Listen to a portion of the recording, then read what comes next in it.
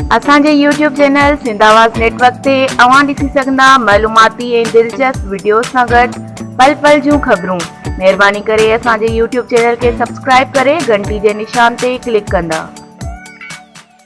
नाज़रीन, खबर शामिल कंदासीं। दरिया खान मरी मां कादर लाशारी जी रिपोर्ट मुताबिक़ दरिया खान मरी भरिसां ॻोठ कूड़ो खान ख़ासकेली वासी अवेस ख़ासकेली जे मच्छीअ जे तलाउ में नामालूम माण्हुनि पारां उछलायल ज़हर सबबि हज़ारे मच्छियूं मरी वियूं आहिनि। ॻोठाणे अवेस ख़ासकेली साफ़िन खे ॿुधायो त नामालूम माण्हुनि पारां मच्छी जे तलाउ में उछलायल ज़हर सबबि वॾी तइदाद में मच्छियूं मरण सबबि लखें रुपयनि जो नुक़सानु थियो आहे।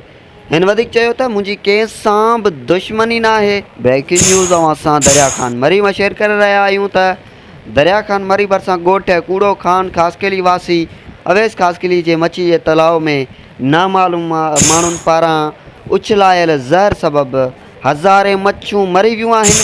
ॻोठाणे अवेस ख़ासकेली साफ़िन खे ॿुधायो त नामालूम माण्हुनि पारां मच्छीअ जे तलाउ में उछलायल ज़हर सबबि वॾी तइदाद में मच्छियूं मरण सबबि लखें रुपयनि जो नुक़सानु थियो आहे।